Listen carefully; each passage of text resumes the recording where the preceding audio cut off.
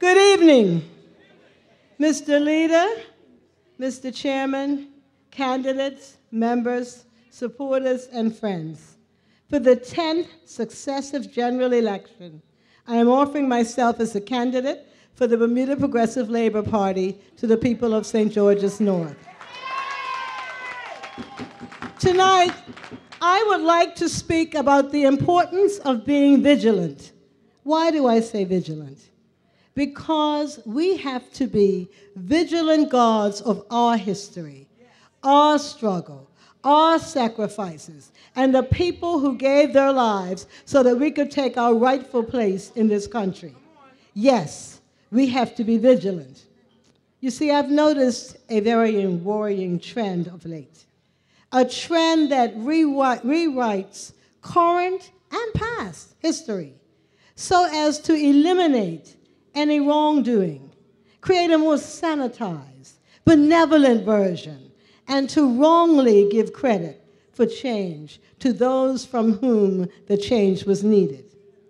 Innocent though this may seem, this trend eliminates the sacrifices, the fights, and the pressure brought to bear by our foreparents who worked to bring about change in this country.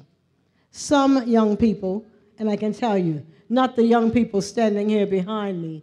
And in fact, let me digress for a moment. Just this week, we had a very unfortunate accident in St. George's, and our drummer jumped over to try and help the man who fell overboard.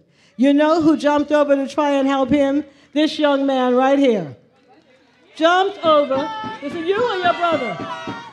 Yeah, Kira. Jumped over to try and help him. And I just want you to know the kind of young people who are the future of this country. Solid young people, brought up in a PLP tradition.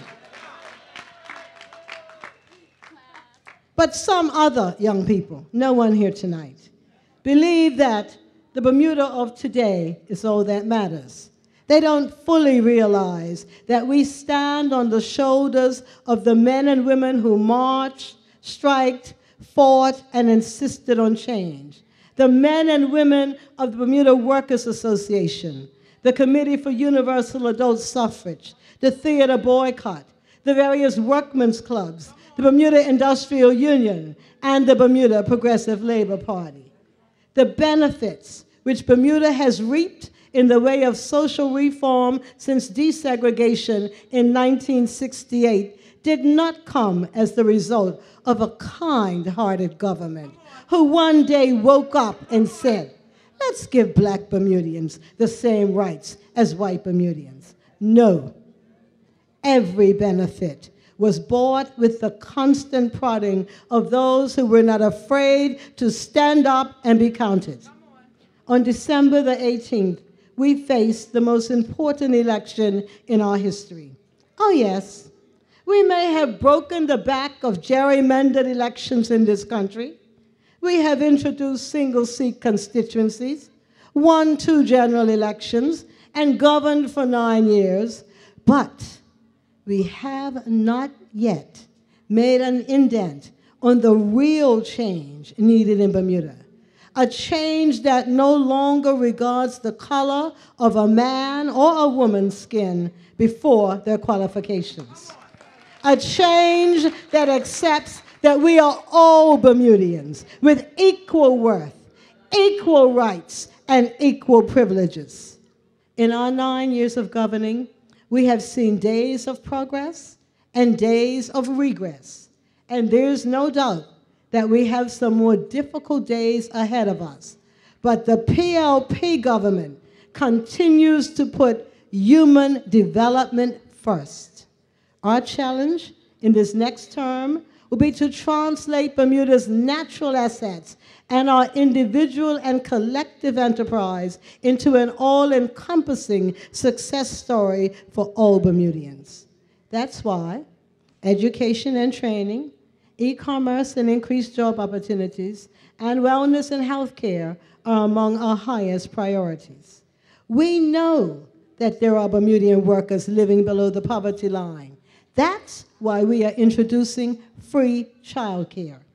We have already changed the rules governing financial assistance to make it more user-friendly and serviceable to those in need. But in a democracy, you cannot afford to stand on the sidelines and benefit. You cannot expect government alone to create a better quality of life for all the people of Bermuda without your active participation in the democratic process. There is no need tonight for me to comment on the fact that another's election promise focuses on the well-being of a non-democratic organization that meets and decides in secret.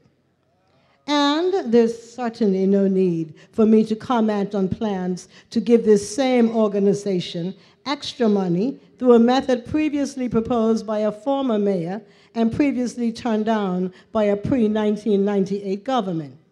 No. There are far too many problems facing Bermuda and impacting on the well-being of the residents of St. George for me to indulge in the luxury of commenting on someone else's plans.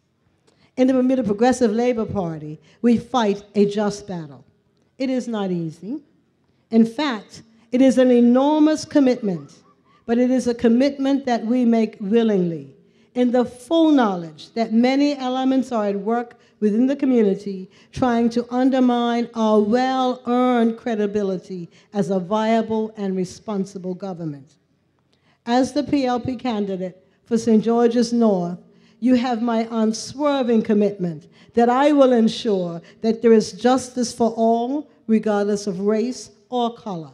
And before you ask, no, I don't know when the new hotel will be built. But I do know that the redevelopment of this area of St. George's will begin with a new golf course designed by Nick Fodo's internationally renowned company, Fodo Design. This new 600,000-plus yard, 18-hole course will be developed with the input of the people of St. George's. St. George's, we need your vote to be successful. Moving forward together, we can achieve a better Bermuda for all Bermudians.